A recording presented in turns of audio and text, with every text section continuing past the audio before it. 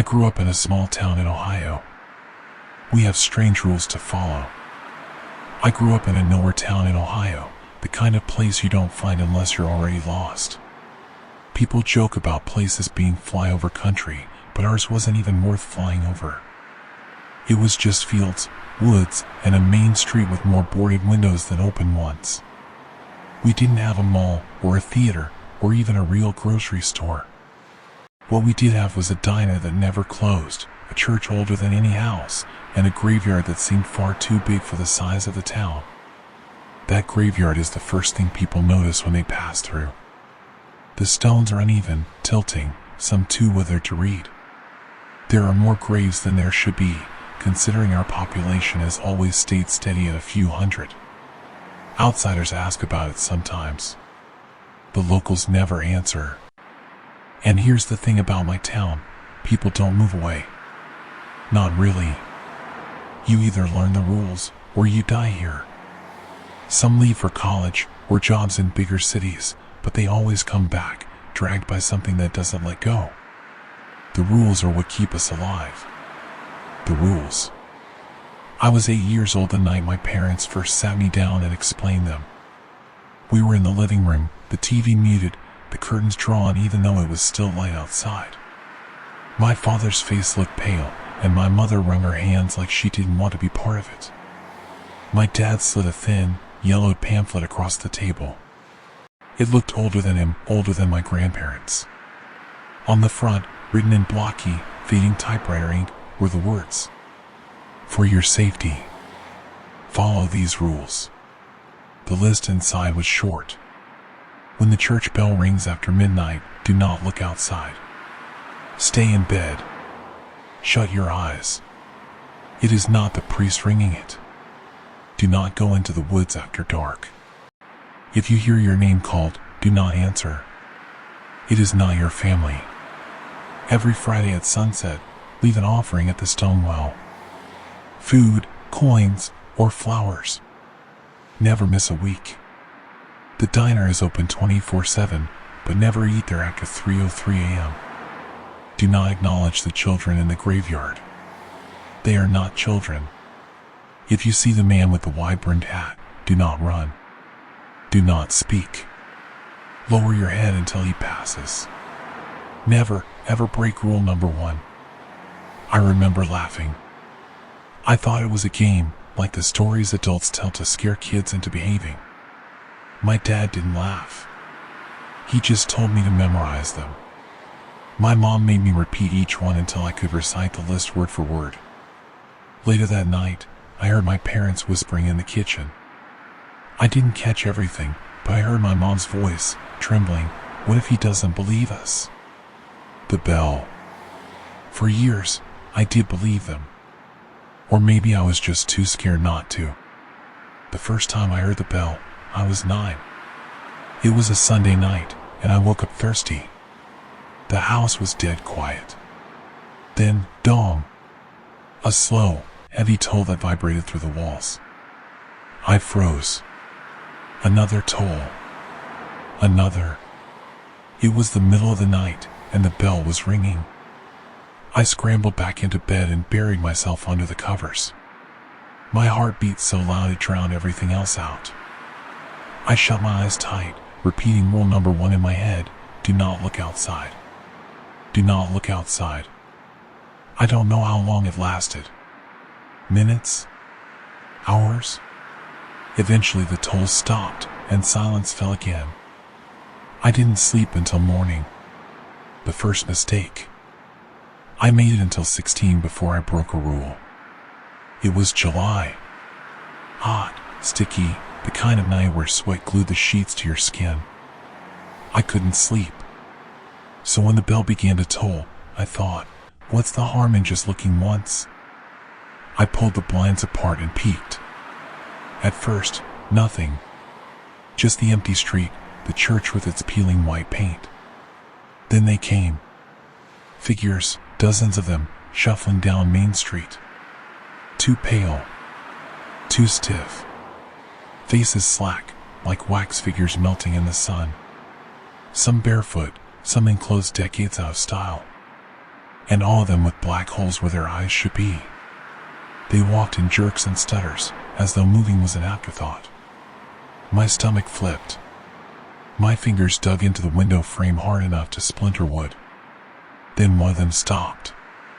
Its head turned, slow as rust, straight toward me. Empty sockets locked onto mine. I dropped to the floor, heart battering my ribs, sweat pouring. My breath came fast, too loud, too loud. Tap, tap, tap. At the window. I didn't look. I couldn't. But I felt it. Felt the presence leaning against the glass, hungry. It whispered. I couldn't hear the sound, but I could see its mouth forming words. Come with us. The bell tolled one final time. Then silence. When I gathered the courage to peek again, the street was empty. The graveyard. After that night, I followed every rule religiously. I thought I was safe. But safety doesn't last. My shortcut home from school ran past the graveyard. I hated it, the way the stones leaned, the way the names seemed too fresh. That day, one of them was sitting on the crumbling wall. A boy, maybe 8, in patched overalls. He looked normal. Except his skin was too pale, his eyes too dark. Still, he smiled. He waved. I knew the rule. Do not acknowledge the children in the graveyard. But it was reflex. My hand twitched up. I waved back. The boy's smile stretched. Wider. Wider. Until his jaw cracked open and hung at an impossible angle. Inside were rows of tiny, sharp teeth, layered like sharks' jaws. I bolted home. That night, scratching started at my window. Nails dragging across the glass. Slow. Deliberate. I didn't look. But I knew. I knew it was the boy from the graveyard. The diner. Kyle was the first to really test the rules. He was my best friend since childhood, but he never believed the town's stories. It's just superstition, he said. This place brainwashes people. One night, at exactly 3:03, he went to the diner. Ordered pancakes and coffee.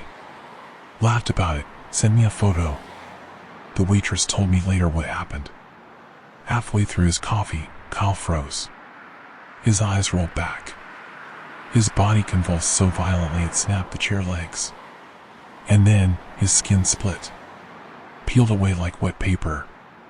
Beneath wasn't blood, or muscle, or bone. Just black, writhing tendrils, twisting and knotting, as though something inside him had finally shed its disguise. By the time anyone screamed, he was gone. Just gone. The waitress swore she saw something crawl into the cracks in the floor. The man in the wide-brimmed hat. The last rule, the one we all fear most, is the man with the wide-brimmed hat. The first time I saw him, I was 12. Standing at the edge of the woods, his hat pulled low, his coat brushing the ground. I felt him staring, though I couldn't see his eyes. I lowered my head. When I looked again, he was gone. The second time was years later, in my backyard. Closer. My dog whimpered and crawled under the porch. I lowered my head, shaking. He passed. The third time was last week. I woke in the dark and knew he was there. Standing in the corner of my room. The brim of his hat shadowed everything above his mouth. I buried my face in the pillow. My body screamed to run, but I stayed still. The smell of earth and rot filled the room. The floor creaked. And then, his voice. A whisper right against my ear. You broke the rule once. You belong to me now. The town's secret. I asked my father once why we stay. Why not leave? He didn't answer right away. Just stared at the floor like it was an old wound. Finally, he said, You can't leave. It follows. And I knew then the truth, the rules don't protect us. They just delay the inevitable. We're not living here, we're waiting. Tonight. The bell rang last night. I kept my eyes shut, but I heard footsteps outside my door. Slow, dragging footsteps that stopped right at the threshold. The doorknob turned once, twice. I don't know how long I stayed frozen, but when morning came, the knob was scratched, black smears staining the wood. Everyone knows. They don't say it, but they know. My mother won't look at me. My father's hands shake when he touches his coffee cup. I'm marked. The bell will ring again tonight. And I know he'll come for me, the man in the wide-brimmed hat. So if you ever find yourself in a nowhere Ohio town and someone hands you a yellowed pamphlet of rules, don't laugh. Don't ignore it. Don't think you're smarter than everyone else. And if you hear a bell tolling past midnight, for the love